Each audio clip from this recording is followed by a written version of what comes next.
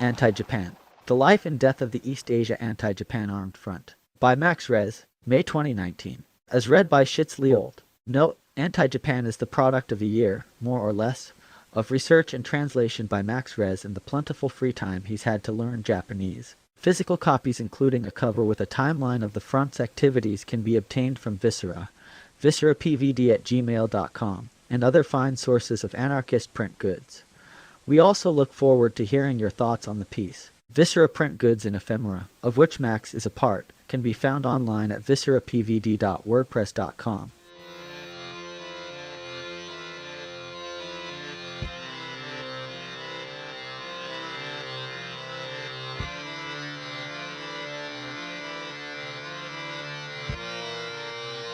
The Life and Death of the East Asia Anti-Japan Armed Front.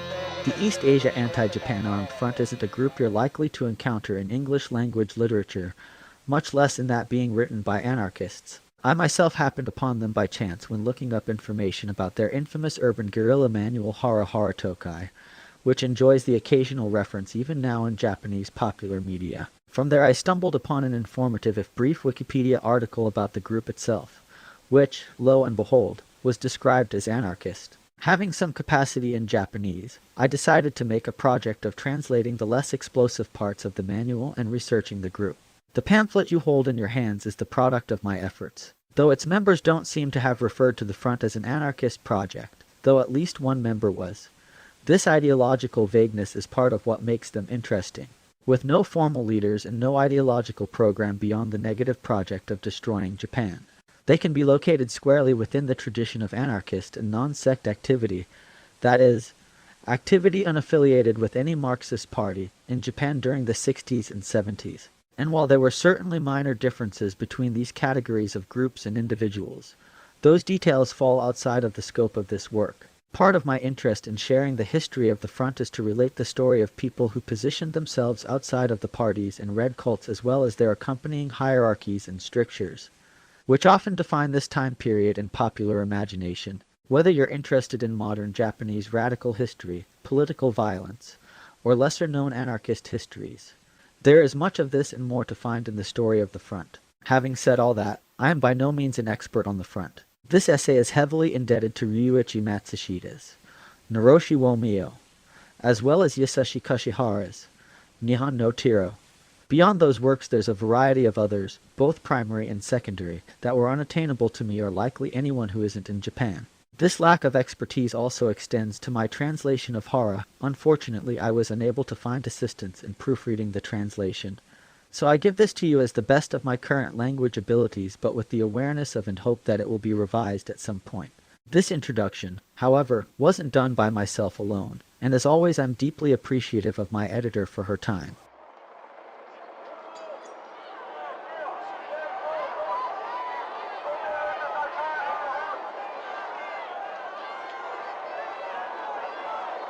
A decade of violence.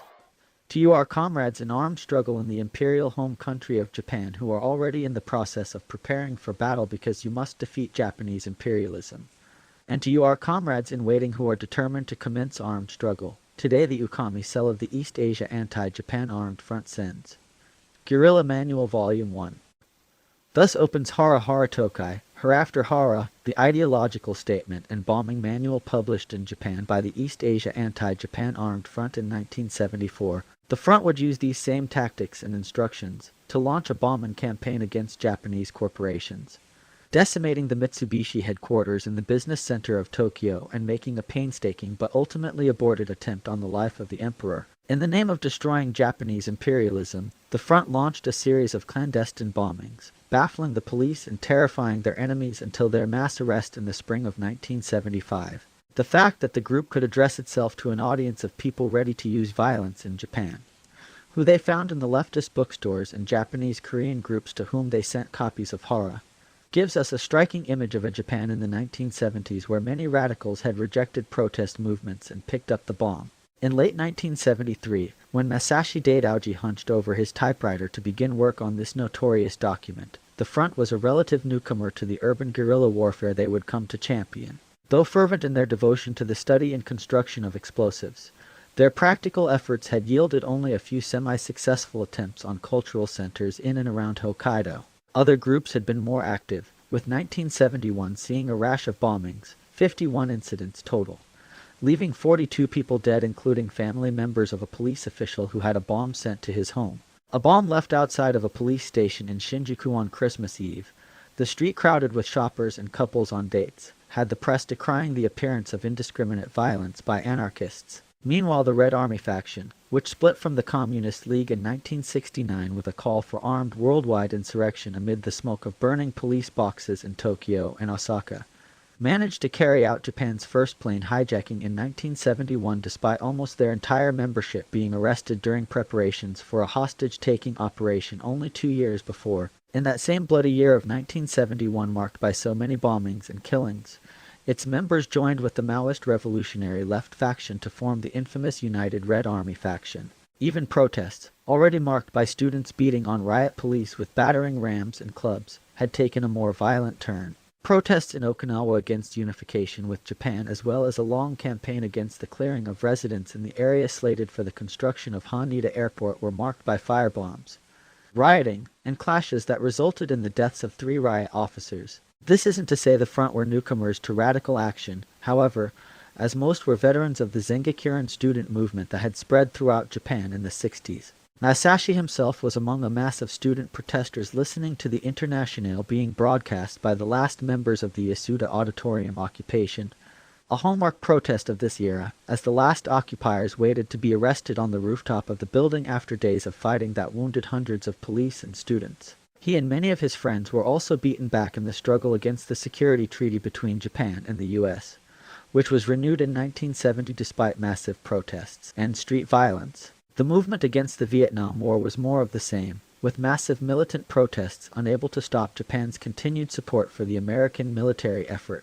Out of these failures, many protesters would turn to arms, only to be thwarted there as well. The armed struggle faction in Japan, including the aforementioned United Red Army as well as a myriad of groups ranging from Marxist to Anarchist, had suffered a number of failures in the years leading up to the formation of the front. Some were horrifying, such as the brutal, bombastic collapse of the United Red Army faction with the Osama Sansu incident in 1972, in which multiple members were executed in struggle sessions before a desperate shootout with the police. Some were also embarrassing, such as the aforementioned Red Army faction's botched hostage-taking attempt in 1969, which was fraught with infighting and done so openly that a newspaper even sent a reporter to a lodge they were staying at when they got wind of what was going on. The collapse of the student movement had left only scraps for the partisans of various Marxist parties to struggle over, their shrill denunciations of each other turning into violent internecine clashes that would sometimes spill into unaffiliated, non-sectarian campuses. It was in this era of violence and disappointment that the front emerged.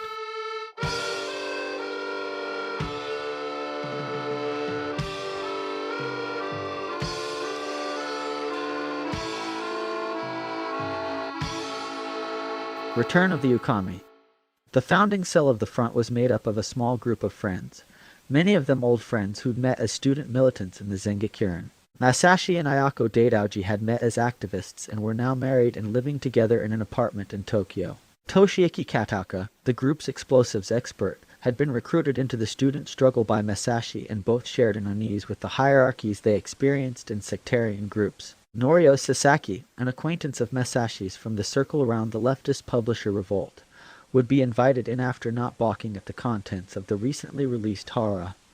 Footnote: this listing of founding members isn't exhaustive. People like Nahoko Arai, who helped type Hara, and Yoshimi Fujisawa, who was another early friend of the group and took part in training with explosives, would both leave early on. Their peaceful departure from the group on good terms signals another distinguishing feature of the front at a time when left groups would often subject people who were expressing second thoughts to criticism sessions and denunciations. Footnote end. From the beginning, the front stood out from the general leftist milieu. The founding cell took the name Ukami. Ukami is a wolf species native to Japan, because it didn't sound like a left group, and also invoked a symbol of both strength and oppression. This noble creature had been hunted to extinction in Japan, now brought back to life to stalk it once again. The front they claimed to be a part of was an expression of solidarity with other people fighting Japanese imperialism throughout East Asia. Their outsider status was also evident from Hara's emphasis on direct action. Though it was an ideological document, they'd written it as a manual first and propaganda second.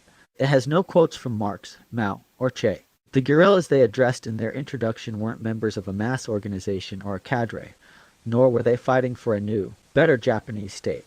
Rather, they were self-made revolutionaries who took up the gun, or in this case, fuse, in order to destroy Japanese imperialism. Differing from many of their contemporaries, the front focused their attacks not on the Japanese state but on cultural symbols celebrating Japan's imperial conquests, and the companies driving Japan's emerging global economy, which they considered to be the foremost means of post-war imperialism. This spirit of independence was also reflected in some of their earliest actions, carried out between 1971 and 72. Rather than the police stations commonly targeted by radicals at the time, it was cultural monuments that made up their initial targets. A war shrine, a memorial to Japanese settlers who died in occupied Korea, as well as a monument celebrating the settlement of northern Japan and a museum containing Ainu artifacts, the latter two in Hokkaido. Though they had mixed success with these bombings, leaving most of their targets either unharmed or only damaged, they had taken the first steps for themselves in deploying explosives against symbols of Japanese imperialism and asserting their anti-Japan thought, Hannichi Shisu, with action.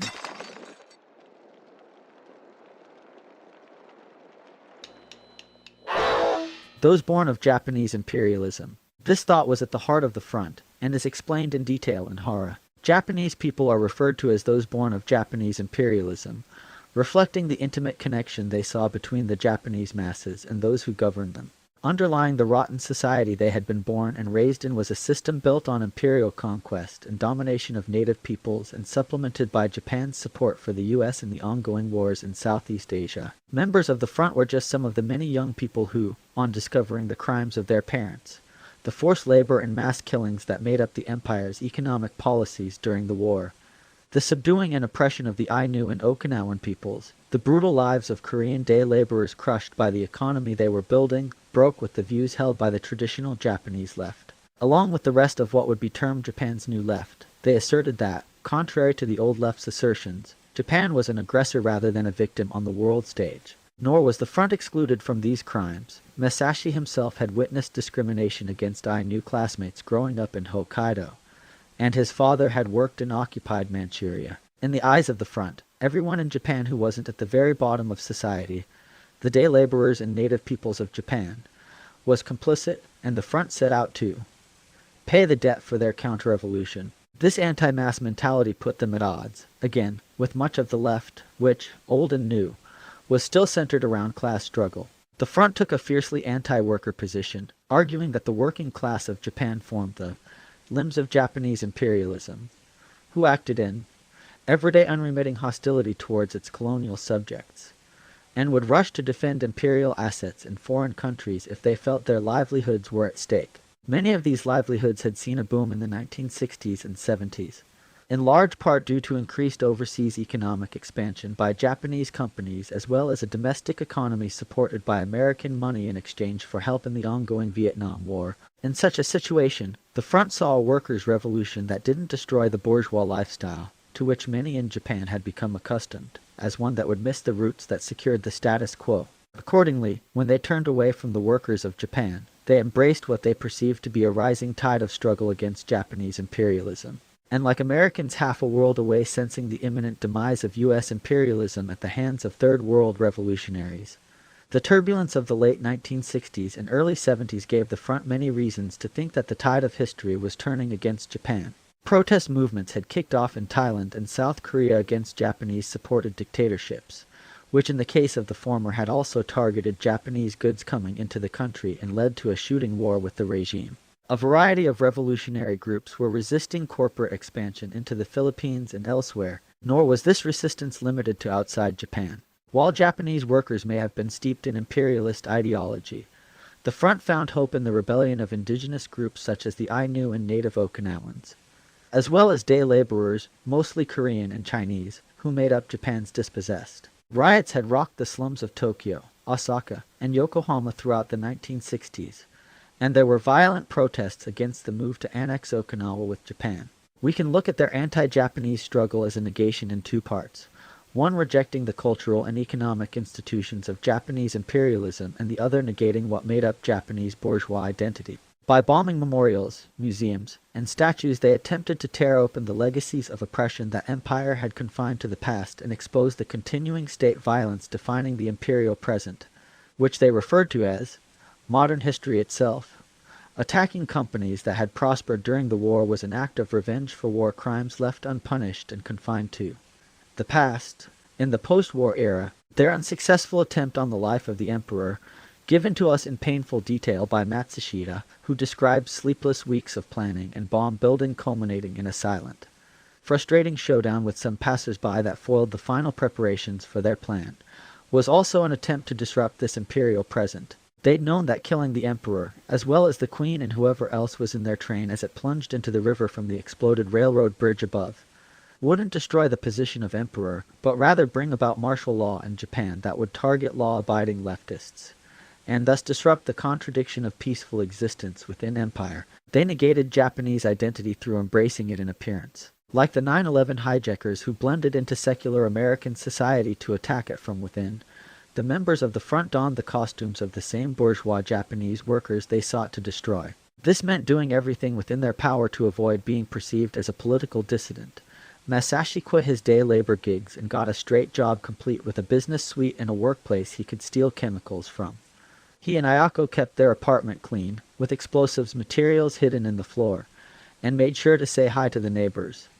A later member even joined a religious society to compensate for his lengthy police file. Hara has a litany of prescriptions for how to appear normal, including cutting your hair, not staying up too late, and avoiding alienating your straight friends and family members, and therefore appearing suspicious by not dropping off the face of the earth. In this way, they could attack their targets by night without fear of suspicion from the police or their neighbors, at least for a time.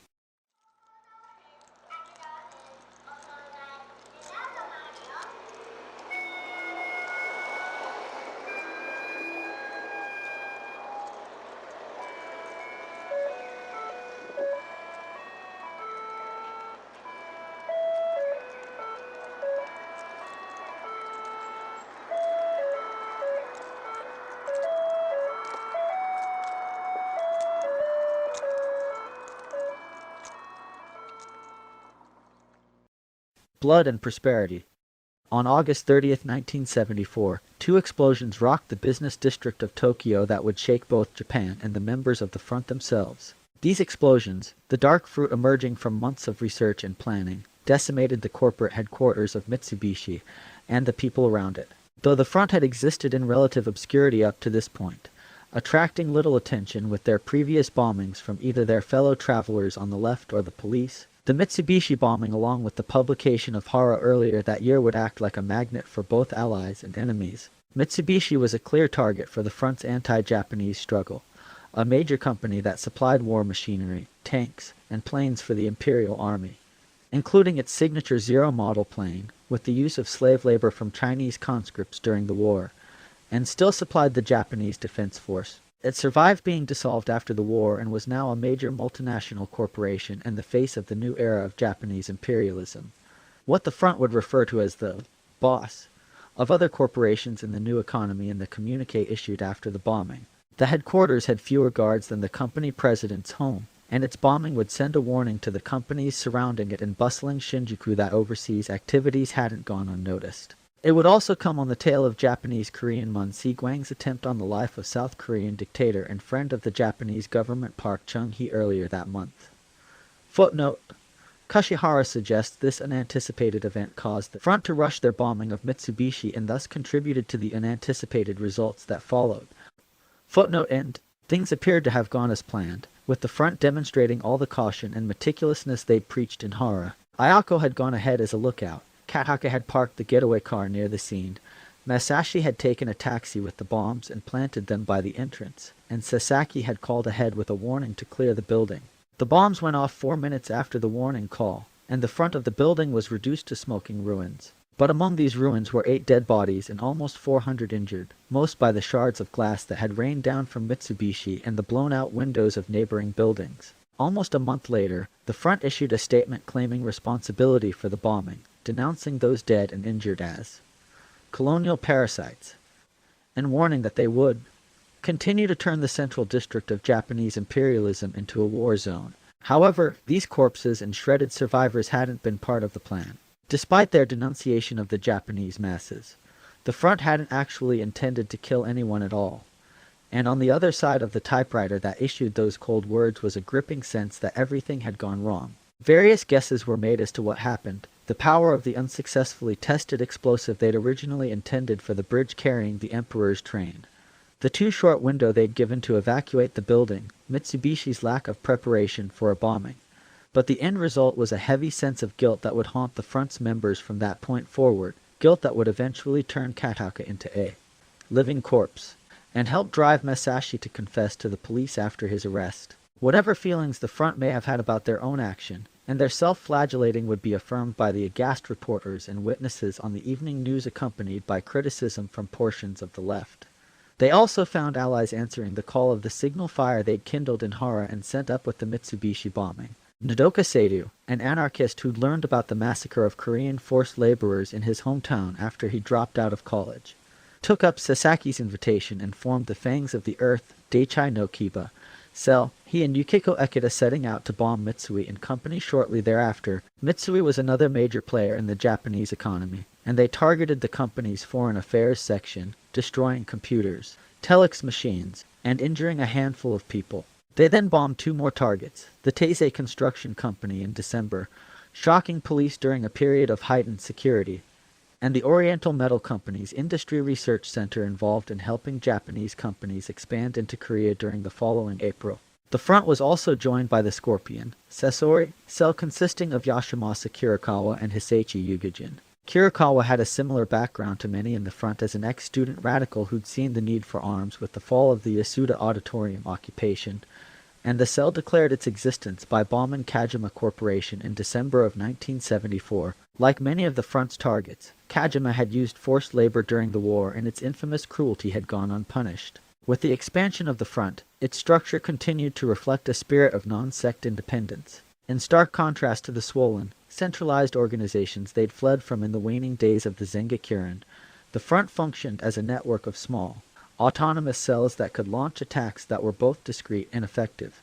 Though the Ukami provided some supplies and advice, fruits of its experience and greater access to materials, there was no central leadership or even ideological uniformity within the organization. Its membership was a mix of anarchists such as Seidu, non-sect ex-activists, and lapsed members of various Marxist groups who had come together around the common enemy of Japanese imperialism and the goal of its defeat by means of armed struggle. The way these cells functioned was fairly simple. Each was made up of a small group of friends in contact with certain members of the Ukami, and each was free to choose its targets and methods as it saw fit. One cell would communicate its intent to bomb something with either one or both of the others and request materials from the Ukami if needed. The other groups might offer some advice or suggestions, and the Ukami would meet one of them discreetly to provide the requested materials. These materials were manufactured in either Masashi and Ayako's or Kataka's apartments, and Matsushita relates to us nights where the couple had to make curry to hide the harsh chemical smell from the explosives they were cooking. Their supplies were stolen from Masashi or Ayako's chemical manufacturing jobs, collected by various members of the group, or paid for from their war chest. From the Mitsubishi attack in August of 1974 to the attack on Oriental Metal in April of 1975, their corporate bombing campaign touched off a season of chaos in Japan.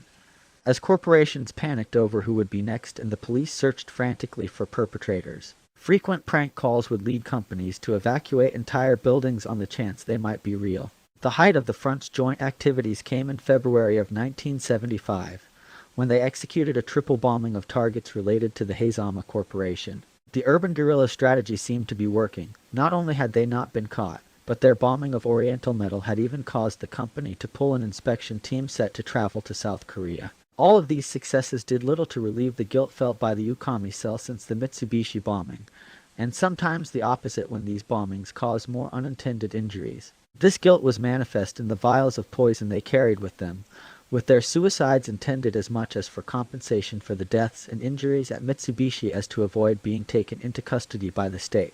Yet they still fought, and in this period of new alliances and flourishing cooperation between cells, the anti-Japan struggle appeared to be going better than ever.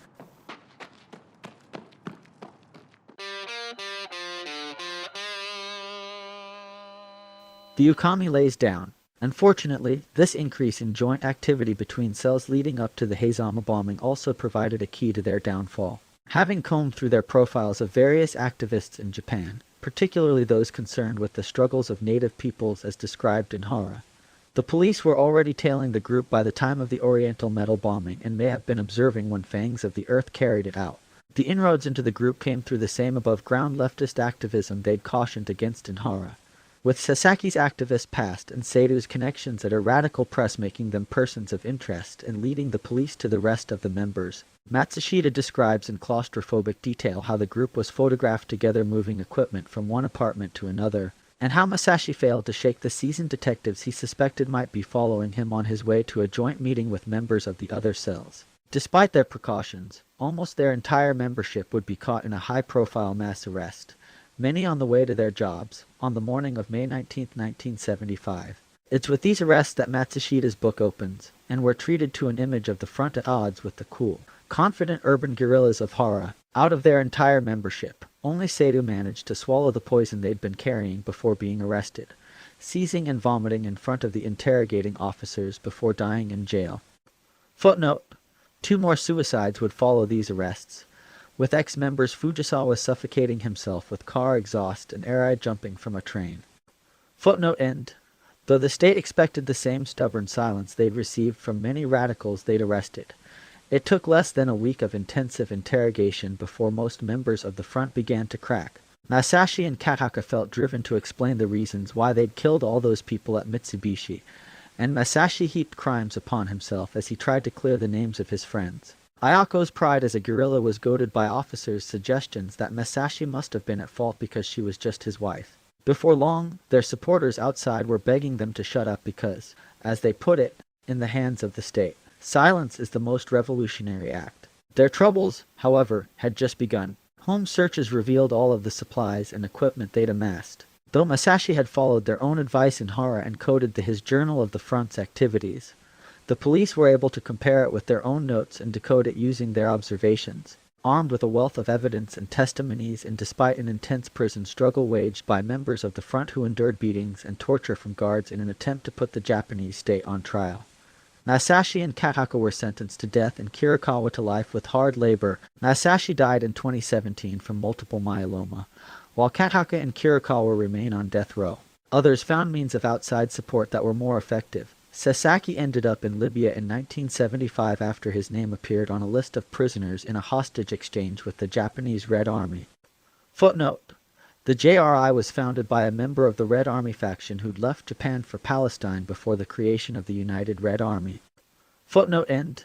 In 1977 he participated in a hijacking that freed Ayako as well as Ekita. Though Ekita was identified and rearrested in Romania in 1995, the whereabouts of Sasaki and Ayako are unknown and they remain wanted internationally.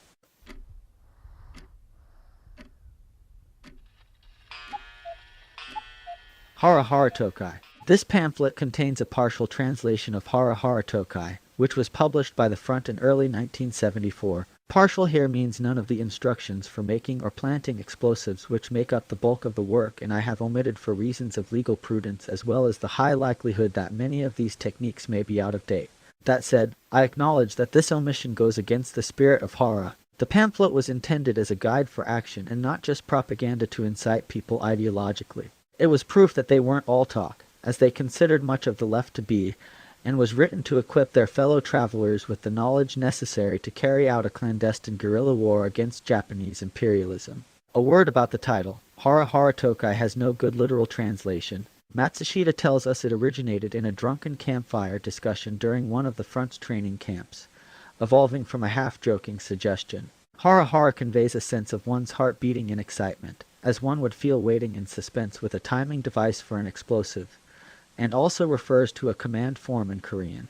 It's also based off the term haradokai, or one's internal clock, which has nothing to do with the contents, but follows the euphemistic style of titles for combat manuals at the time, where you had works circulating in Japan with such vague titles as Song of the Rose, Nutrition Facts, and A New Vitamin Remedy.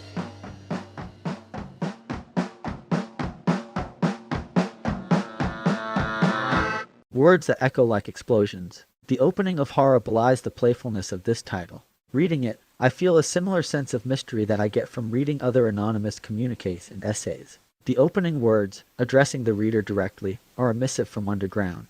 In it, we, the guerrillas, are given a guide to navigate through the sea of overwhelming forces known as society and the state, forces that could crush us at any moment.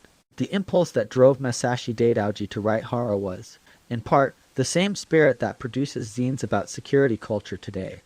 The sense that, with certain techniques, we can fight these forces and evade them as they attempt to strike us down. If I say hello to my neighbor every morning and keep my front room clean, then I won't attract their suspicion.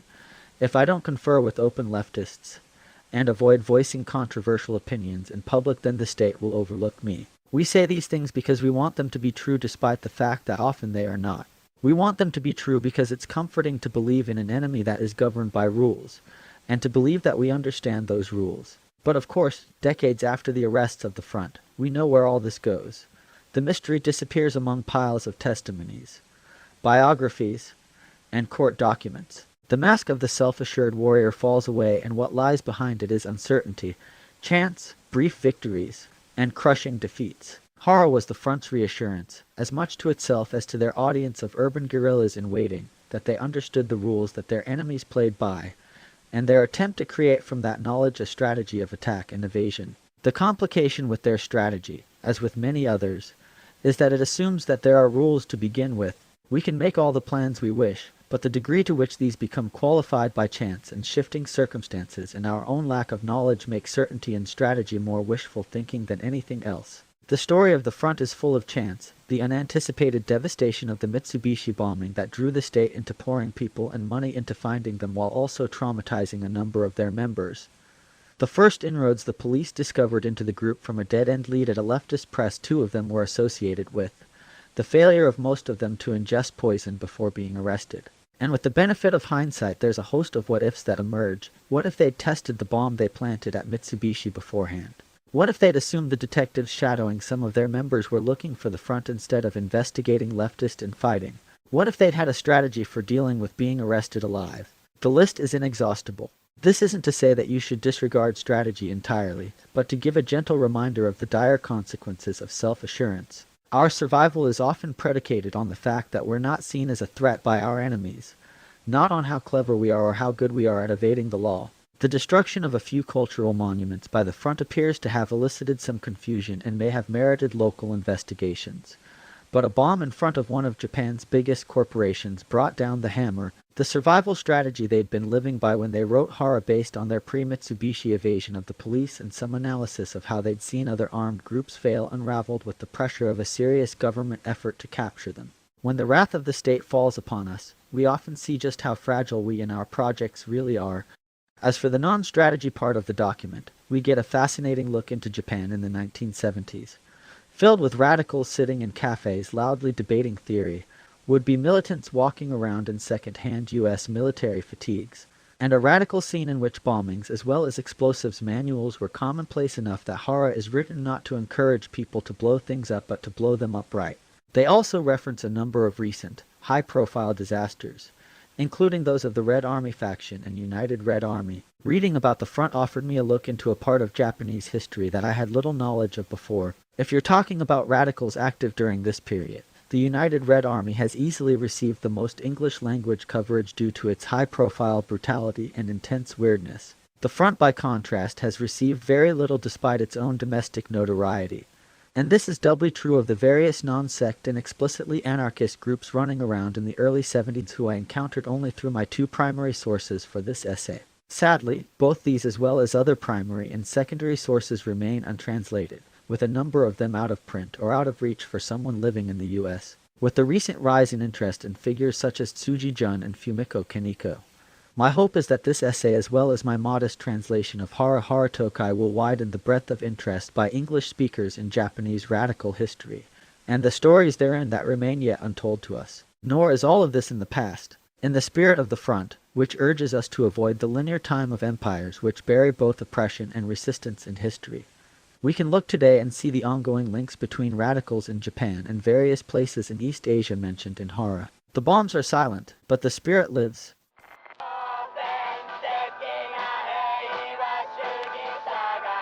Works cited: Higashi Ajia Hannichi Busō Sensen Ukami Butai.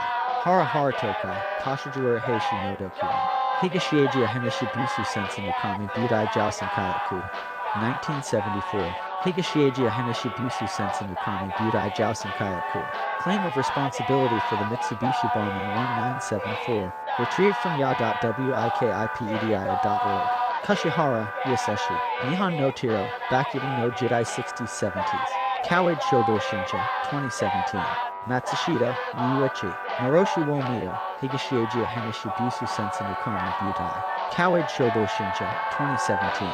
Hara can be found in various places on the internet. For this project I used the excerpted text found on Ujeki Internet, www.urnus.dti.me.jp, cross-checking it with the excerpts reproduced in Naroshi and elsewhere.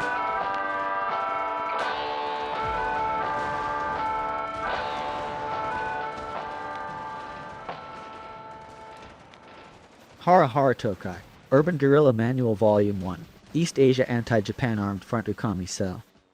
Introduction.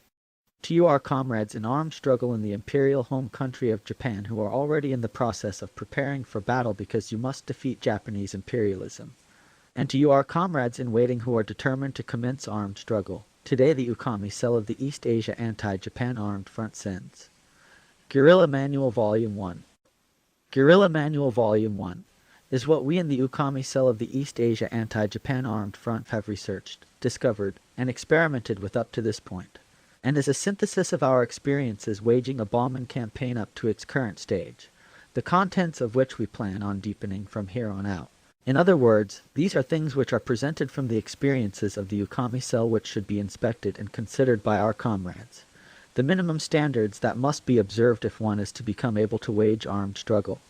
Urban guerrilla warfare in the imperial home country of Japan, the minimum skills you must acquire and master, the most basic of principles that must be affirmed in warfare, and so forth. Right now in the imperial home country of Japan, where the United Red Army. Footnote: Rengu Sekigun, a Marxist-Leninist Maoist armed struggle group operating in Japan from 1971-72. This document was published 2 years after the group collapsed with an infamous purge and ensuing standoff with police known as the Osama Sansu Incident. Footnote end.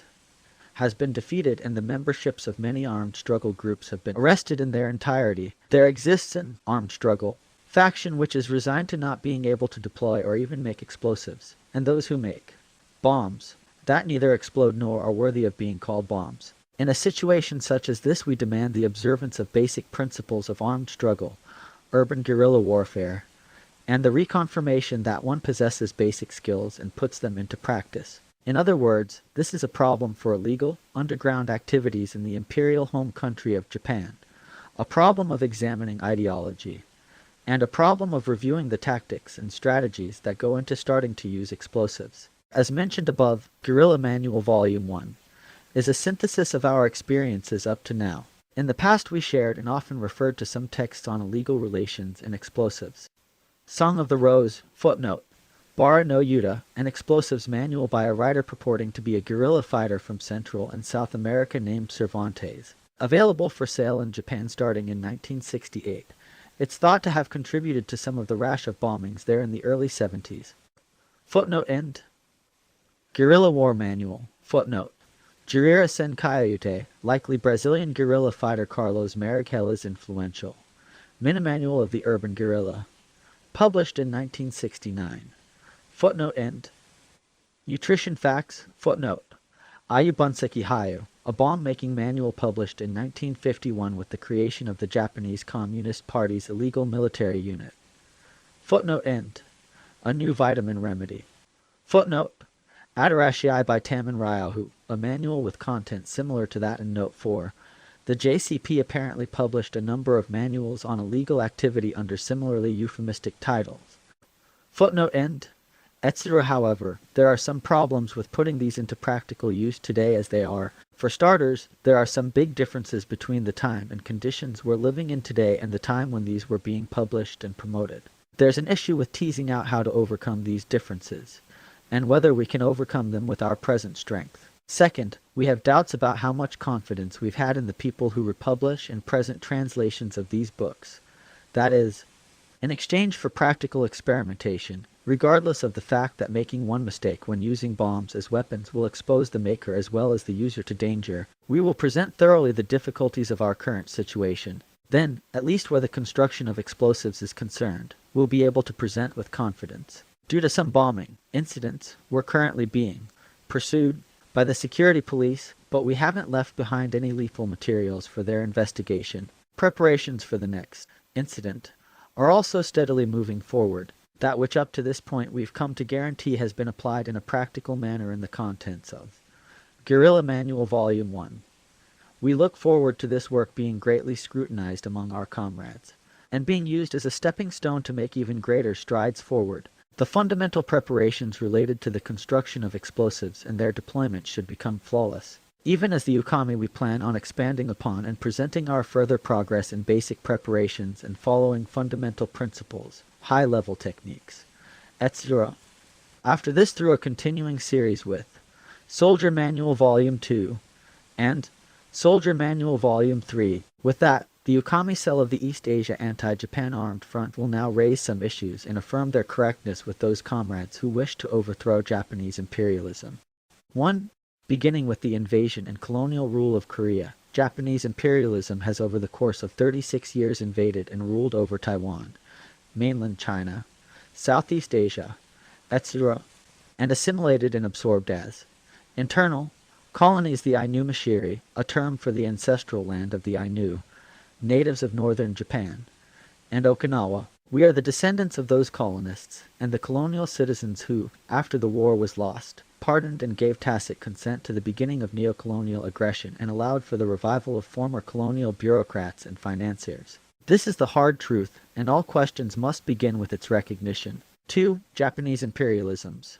Prosperity and growth, the chief source of which is purchased over the blood and piles of corpses of its colonial subjects, compels further plunder and sacrifice. Because of this situation, we who were born of Japanese imperialism are guaranteed a peaceful, secure and prosperous petite bourgeois lifestyle. It is a counter-revolutionary labor movement which defines the struggle by workers in the imperial home country of Japan as one for wage increases, improved labor conditions, etc., and demands further plunder and sacrifice from imperial subjects, and one which strengthens and supplements Japanese imperialism. The economic, technical, and cultural representatives dispatched in the name of things like foreign technical cooperation as well as the tourists who vacation in Korea to purchase female entertainers are all first-class imperial invaders. The workers and public of the imperial home country of Japan are imperialists and invaders who act in everyday, unremitting hostility towards its colonial subjects. 3. However much one calls for things like a Japanese dictatorship of the proletariat, or violent revolution, these ideas are a complete fraud, as the imperialist workers who have become the limbs of Japanese imperialism and blindly carry out its aggression haven't destroyed and dismantled their imperialistic, counter-revolutionary, and petite bourgeois lifestyles. A revolution premised on not disrupting one's lifestyle and seeking to further one's own interests is a totally imperialist counter-revolution. If, in the colonies, the struggle against Japanese imperialism begins seizing Japanese assets and attacking its invaders, workers for whom the protection of imperial interests means securing their own petite bourgeois lifestyles will form the ranks of imperial troops. 4. The sole people fighting at the base of the imperial home country of Japan are the migrants who are its day laborers. They're completely used up and then thrown away, compelled and made to function as consumable goods. Compelled as cheap, disposable laborers who can be sacrificed at any time, they're thoroughly extorted in every aspect of their life. This being the case, the struggle of migrant, day laborers who see through this situation, as can be seen in Kamigasaki, Sanya, and Katabukicho. Footnote: areas of Osaka, Tokyo, and Yokohama respectively, all known for their slums and high densities of day laborers, All experienced riots in the 60s and 70s. Footnote end is an uncompromising everyday struggle which stands in direct confrontation with that of the petty bourgeois worker. 5. The struggle against Japanese imperialist aggression and desire for colonial rule has been organized in a variety of forms. In Thailand, the boycott of Japanese exports and boycott of Japanese goods. Anti-imperialist struggle became a shooting war and toppled the counter-revolutionary military dictatorship of Thanom Kittikachorn. Even in Korea, they are risking death in a student-centered struggle being fought against Japanese imperialism in Park Chung-hee. However, as it's always been throughout history, we're once again sitting on the fence. Our relationship with the setbacks in the Vietnamese Revolutionary War is the same. In the center of Japanese imperialism, we don't refer to it as the expansion of the Vietnamese Revolutionary War, but bringing peace to Vietnam, because we tolerate the presence of counter-revolutionary U.S. imperialist bases were fattened by Japanese imperialist military procurements. Footnote: U.S. demand for goods and services to prosecute the war in Vietnam between 1965 and 1973 proved significant by stimulating the Japanese economy at a moment when it was facing a downturn. The Bank of Japan estimates that direct procurements, sales to the United States and South Vietnam, reached $292 million in 1967, rising to $497 million in 1970. Golub, East Asia's Reemergence, Polity, 2016. Footnote end. All we do is call for support and solidarity, and we've completely neglected the fight in the Japanese imperialist center. As for the setbacks in the Vietnamese Revolutionary War, it is we ourselves who should be criticized first. 6. It is our burden to initiate a struggle to overthrow Japanese imperialism. Not a struggle which is legal or permitted by bourgeois society, but an illegal one which exceeds the law and bourgeois society and is to be realized as armed struggle. Without leaving ourselves an escape hatch to act as an escape hatch, safety valve, we put our lives on the line and pay the debt for our counter-revolution. The opening of an offensive in the armed struggle against Japanese imperialism is the sole urgent duty of those born of Japanese imperialism. Just the other day, we had to denounce what we perceived as opportunism. Footnote: the word used here is takeshugi, the philosophy of waiting for an opportunity. Footnote end.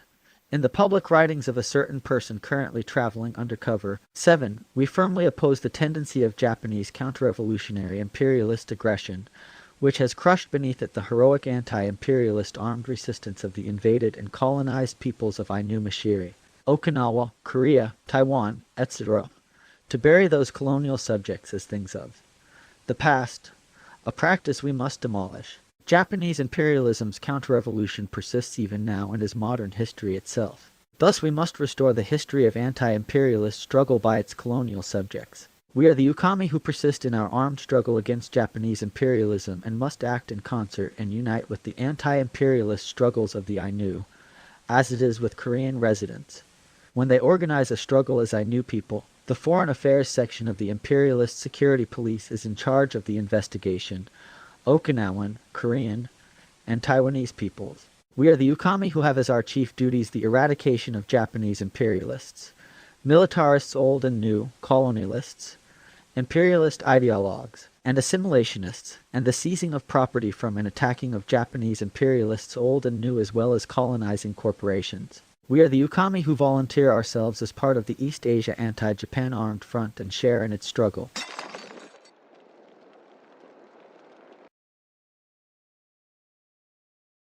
Chapter 1.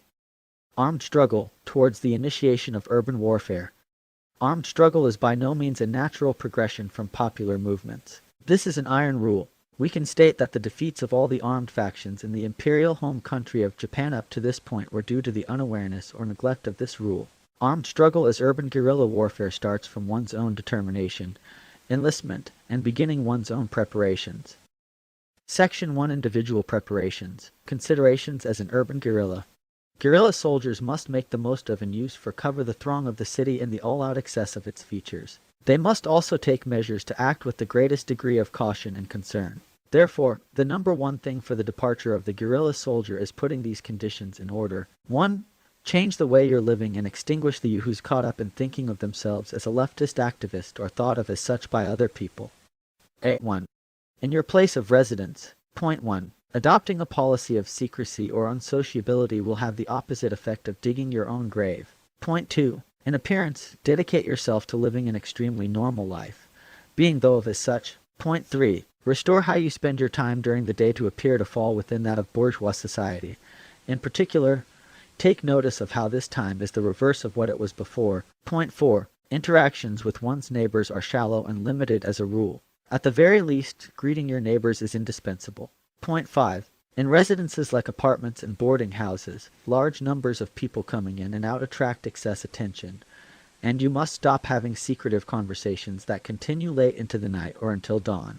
Point 6. You must absolutely stop having living spaces empty of household goods in them and with things like posters and stickers scattered around and stuck up everywhere, and they must be kept in an orderly appearance. To this point, moving without any luggage will very much stand out, and due to this you'll end up avoiding people's eyes and creeping from one place to another in secret as a result. Point 7. Have a living space that's always in order, and keep it clean. Keep all lists of names, address books, letters, notebooks, and so forth completely in order at all times, encrypting them as necessary. Move elsewhere things that are unnecessary or would be bad to have around, or dispose of and incinerate them. B1. In your workplace. Point 1. When choosing a place to work, be precise about why. Point 2. In the same way, if you're already employed, always be conscious of why you're working where you are, whether it's to organize members, dismantle that company from within, gain particular materials or skills, or simply to earn money for living expenses. Whatever the case may be clear about why you're doing it. You shouldn't be doing this and that in an unprincipled manner. Point 3. In the case that you're employed at your current job without any clear purpose, don't push extreme left positions in your union or elsewhere as a general rule. Management will soon be tipped off. Point 4. What we're talking about is not falling into extreme secrecy or unsociability and leaving behind all leftist pretensions. Advice that applies to both your residence and workplace. There are armed struggle faction. Men with long hair who grow beards and wear out-of-use U.S. military uniforms, but this is a sham, and they should be judged as extremely reckless. 2. Guerrilla soldiers can't let their true identity become known to bourgeois society. This is an iron rule. Even so, comrades in armed struggle are completely unprincipled and unskilled in their relationships with outsiders. It wouldn't be an exaggeration to say that the majority of defeats faced by the armed struggle faction up to this point have been the result of a failure of human relations. 2. Relationships with your parents, children, siblings, wife, husband, friends, etc. Point 1. There's no need to intentionally sever your relationship with your family. There's absolutely no need to cling to them either, but as long as there aren't exceptional circumstances, it's best not to just suddenly cut off communications with them one day. In doing so, you may rather find that you've become paralyzed. Point 2. There's no need to choose between involving your family or severing your relationship with them. This is fundamentally different from the Anti-War, Anti-Security Treaty. Footnote: the Treaty of Mutual Cooperation and Security between the United States and Japan, which established among other things the status of forces agreement keeping U.S. troops in places like Okinawa, faced large-scale popular opposition leading up to its signing in 1960, which included protests, strikes, and rioting. This occurred alongside protests against Japan's involvement in the wars in Korea and Vietnam. Footnote end. Joint struggle. So it's impossible to have completely open communication. To us, completely open communication exists in a relationship between comrades. Thus, you should have a very normal relationship with your family. Point 3. That also goes for friendships. In bourgeois society, there's no need to go out of your way to sever your relationships with your friends if you don't think it would be a good idea. But as we see it, those relationships are absolutely not necessary. Like with your family, though you may have a relationship, it must be one in which you don't show them who you really are and, moreover, one in which they're not sticking their nose into your affairs at all. Is your friend one who you can fight together with in the future? Why do you have the relationship that you do now? These are things which you should strictly examine. B to your relationship with law-abiding leftists. Point 1. As a general rule, relations with law-abiding leftists in your workplace, at school, and where you live are strictly prohibited. The vast majority of them are too loose with their words and too rash in their actions. A group of people who are living examples of being completely untrustworthy. Point 2. It's a total fantasy to think about expanding or strengthening your organization and your relationship with them. So if you're forced to do so, this may even lead to its dissolution. A guerrilla soldier isn't something that grows through being organized. See to your relationship with mass media and freelance journalists. Point 1. Cease entirely all relations with mass media and freelance journalists. There should be no need for us to cite examples of things like the Red Guards, slip-ups. Point 2. In order for mass media to sell the struggle as a commodity, they distort its true essence, conceal it, dress it up in their own logic, and send it through their distribution systems. We too have experience being written about in articles heavily ornamented with petite bourgeois logic. No matter how far left those involved with mass media may pose, that group of people we can call commentators who carry these things out deliberately on a daily basis is only posing and nothing more. Have nothing to do with these guys. Take care before you've been sold to the cops and allowed them to make a ton of money. 3. Some further basic advice. Point 1. Guerrilla soldiers don't drink. Alcohol causes you to lose your senses, act without restraint, and easily gives rise to negligence. To the guerrilla soldier, this is their greatest enemy. In particular, partying in a group of people is strictly forbidden. That should be the domain of the law-abiding leftist. Point 2. The use of cafes calls for thorough consideration. Don't use a set location. Your faces will be remembered. While you'll often run across people who spend long hours together as a group, openly bearing leftist publications, notebooks spread out, making free use of academic or specialized language and engaging in heated debates, that kind of behavior is unbecoming, absolutely inept, and must be taboo for us. In general, you should be cautious about using cafes. There are also plainclothes officers hanging around them, and there are many examples of this leading to defeat in the past. Point 3. If you're using your living space as a manufacturing area, workshop, take care not to do your work in such a way that you're making grinding and scraping sounds that your neighbors can hear late into the night. Point 4. Maintaining one's health is the duty of every individual soldier, and you must take responsibility for this. There's absolutely no need to have the body of an athlete, but you must always maintain your health in the condition required for the struggle. Physical exhaustion also causes mental exhaustion and leads to stagnation in one's activities. Routine inspections and training are a necessity. The iron laws of the guerrilla soldier are to have as few dealings with people other than your comrades as possible, conduct oneself skillfully even in bourgeois society, and not let your true form be seen. We've touched on this before, but this applies even with your parents, siblings, wife, husband, children, and friends, and though you may have difficult problems in these relationships, rules are rules. Your caution and concern towards people other than your comrades is the same even with blood relations. This may require grave determination, but lagging in that area means you aren't yet able to become a full guerrilla soldier, because we've inspected and verified our attitude, way of living, and determination to reach our goals, put our relationships in order, and oriented the whole of our lives towards armed struggle. Our initial preparations are complete.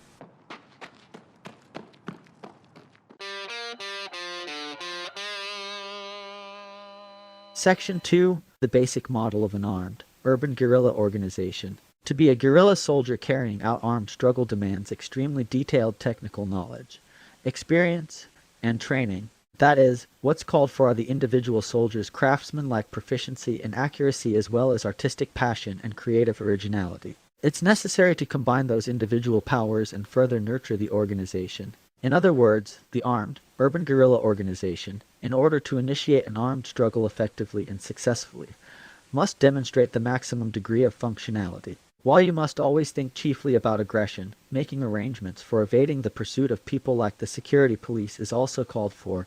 1. Assigning duties. Point 1. We think there are various ways of doing things according to the conditions of each organization, but with regards to some essential work this should be taken on as duties. In our case, those duties include arms, explosives manufacturing, storage, finance, information gathering, communications, etc. Don't concentrate too much of a burden on any one person. When each person takes on a duty, they can build up their strength as specialists, briskly carrying out their mutual duties and progressing smoothly and systematically. Then, because things have been divided up, even if someone is arrested or dies in battle, it won't affect the organization as a whole and you can keep the damage to a minimum. Regarding the handing over of duties in this situation, we talk about this in the section on training. Point 2. Related to taking on duties, you shouldn't have your hideout, gathering place, meeting place, contact point, armory, workshop, and your forward, sortie, position overlap. If they do, it gives rise to the danger that you could be dismantled in one fell swoop. There should be no need to look so far as the United Red Army's failure, though they were in the mountains. However, if these are the only preparations and battle formations you haven't put in order up to this point, it's fine to do something like place your armory with your workshop, or make your forward position a temporary hideout if these are well put together. However, don't have your armory, workshop, and hideout in the same place. 2. Agreeing on communications, correspondence, codes, etc. Point 1. Every individual guerrilla soldier should have a name for use within their organization. In everyday, bourgeois society, we live our lives under our real names and legal formalities. But within the organization, everyone should be called by their organizational names. However, if you're visiting or calling each other within bourgeois society, you should be scrupulous about differentiating between your real and organizational names. This will take a considerable amount of time and training, but if you can't do it, you'll make continuous blunders during combat. When you call each other by your real names during combat, and by doing so make them known to the enemy, this is equal to the crime of betrayal. Point 2. You should use code for all internal communications and correspondences. It's never wise to write letters, make calls, in a way anyone can understand without imagining the worst of accidents could occur. Therefore, it's necessary to establish and confirm a code together within your group in advance. 3.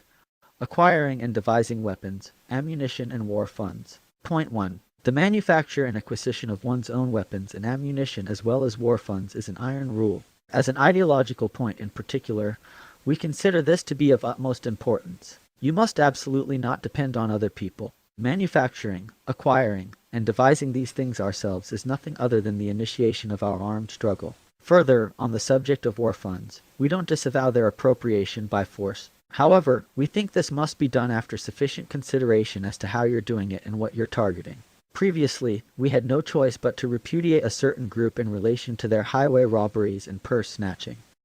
4. Training and replacing soldiers. Point 1. Training isn't just something you set your sights on when you have concrete plans for a conflict, but should also be done on a regular basis. It's something by which you attain the full extent of your power which is necessary for combat and also has the function of examining one by one the results of your daily activities. That is, while training, the results of each individual's duties can spread throughout the group and has the effect of allowing different soldiers to take on that duty in the event of an emergency. Underestimating training leads to defeat. We take advantage of every opportunity to carry out trainings. However, in the process of carrying them out, it's taken a lot of effort to find places to do so. Therefore, the question of selecting a place to train is a difficult one. Here we must remind you of the defeat at Daibasatsu Ridge. Footnote: Daibasatsu Tojiken, an incident in November of 1969 in which 53 members of the newly formed Red Army faction, a different organization than the later United Red Army, were arrested while training with and compiling weapons in the mountains near Daibasatsu Ridge in Yamanashi Prefecture. Relevant to other advice in this pamphlet, information about their activities became known to outsiders to the point that a newspaper even put up a journalist and the cottage members were staying to get a scoop on the story, and the concentration of people and organizational resources in one place allowed the government to effectively dismantle it in one raid. Footnote end. Point 2. There's no need for a guerrilla organization to be fixated on the number of soldiers it has. As long as it's scrupulous about planning and training, even a small number of people can carry out bold, fierce attacks. Having large numbers isn't always a reflection of an organization's strength. Therefore, padding must absolutely be avoided. This too is something which leads to defeat. Point 3. We've restricted our relations with others and severed our relationship with the law-abiding left. Nevertheless, we're able to welcome in new guerrilla soldiers. This possibility is born from our armed struggle. Point 4. A real bond with new guerrilla soldiers is something that should be won after time has been spent.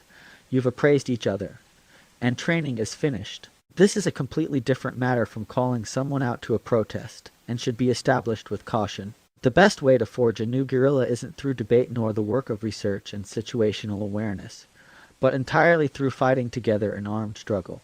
Thus, as a result of organizing and winning through that battle, the gap between the new and senior guerrillas can be filled and a relationship of mutual trust be solidified. With that, you can consider this an affirmation of a general framework for the basic form and maintenance of an armed, urban guerrilla organization. Most things you've seen here apply less to a large organization and more to a smaller ones. Regarding large organizations, their form should be up to each independent platoon and section within them, And there's no need to rack your brains at the outset about things like the pyramid method and the Algerian method.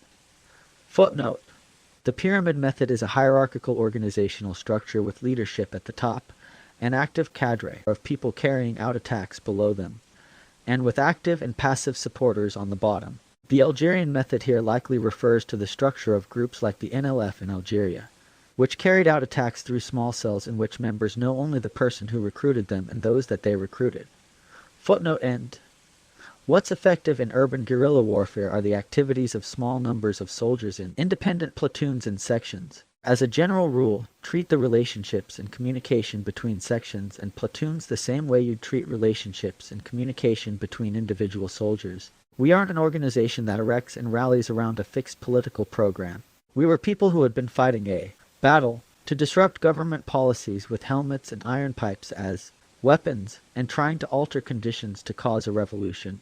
What disrupted our thought patterns with ease and decisively reversed them was affirming the history of Japanese imperialist counter-revolution as well as the histories of anti-imperialist revolutions among the Ainu, Okinawan, Korean, and Taiwanese peoples. That which makes us see this battle through as Japanese revolutionaries is, first and foremost, the affirmation of the history of Japanese imperialism and paying the debt for it as a whole. Thus, even with regards to arms, our thinking didn't emerge from throwing stones to using battering rams, from rams to metal pipes and Molotovs. And then, because even these weren't working against the riot police, throwing bombs. Each person's individual ideology is the result of seeking out arms. Because of this, we're an armed organization which depends upon the ideologies of its individual members. And it's these ideologies that guarantee solidarity and the deepening of the struggle. We volunteer ourselves as part of the East Asia Anti-Japan Armed Front and shares in its struggle. We've resolved to wage war in the anti-Japan armed struggle, and we hail everyone in the armed struggle faction. From platoons to large militaries, link up with the Ukami and the East Asia Anti-Japan Armed Front and fight together with us.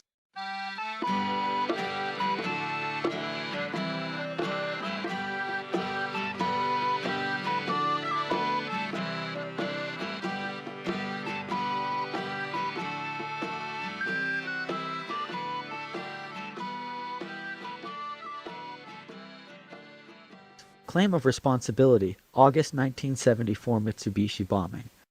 On the 30th of August 1974, the Ukami cell of the East Asia Anti-Japan Armed Front carried out the Mitsubishi bombing, Operation Diamond. From colonial times up through today, Mitsubishi has functioned as a pillar of Japanese imperialism, acting as the backbone of this carrion eater under the guise of trade. Operation Diamond is an attack against Japanese imperialism's invading corporations and colonizers who consider Mitsubishi their boss. Those who were killed or injured by our bomb weren't workers like us, or uninvolved common citizens. They're colonial parasites living off of this pillar of imperialism, helping to plan out colonialism and growing fat off the blood of colonized peoples. We will continue to turn the central district of Japanese imperialism into a war zone. Footnote: Chiyoda District, where this bombing took place, is home to a high number of Japanese company headquarters as well as prominent political locations such as the Diet, Supreme Court, and the Emperor's Palace. Footnote end. Anyone who isn't an imperialist parasite that doesn't fear becoming a casualty should evacuate. We rely upon those within the imperial home country of Japan as well as the rest of the world who are rising up in the anti-Japan armed struggle, and are gradually eroding and destroying the pillars of the Japanese imperialist government and economy. We execute the imperialists colonialists who are once again maneuvering towards a new Greater East Asia co-prosperity sphere. Finally, a warning to those invading corporations and colonizers who consider Mitsubishi their boss. Stop all activities abroad. Liquidate your foreign assets. Divest from all of your assets in developing countries. Obeying this warning is the only way to avoid increasing casualties. The Information Bureau of the Ukami Cell of the East Asia Anti-Japan Armed Front, September 23rd.